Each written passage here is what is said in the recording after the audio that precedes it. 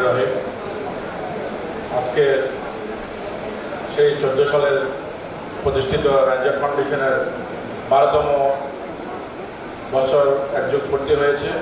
আজকে একযোগ পূর্তি উপলক্ষে হাজিদের পুনর্মিলনের অনুষ্ঠানের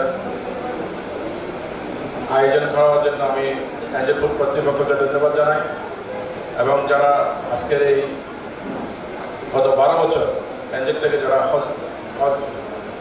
হজ করতে গেছেন, আশা করি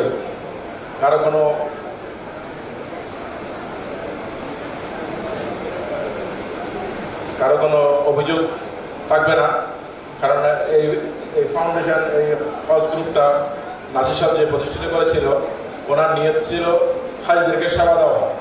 এখন তো আসলে হজ গ্রুপ যারা করে হজের ব্যবসায় পরিণত হয়েছে।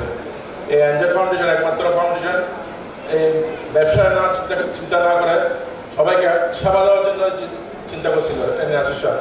কিন্তু ওনার মৃত্যুর পর এখনো পর্যন্ত আপনাদের এই দোয়া, আপনাদের এই হাজিদের দোয়াই এই প্রতিষ্ঠানটা এখনো টিকে রয়েছে। আশা করি আরও একযুগ ইনশাল্লাহ, আমি আরও একযুগ পূরণ করবো আমি ইনশাল্লাহ। আপনাদের দোয়া কামনা করে আমি বক্তব্য এখানে শেষ করছি। আসসালামু আলাইকুম। এনজেড ফাউন্ডেশন আপন জনের মতো নিরবিচ্ছিন্নভাবে পাশে থাকে।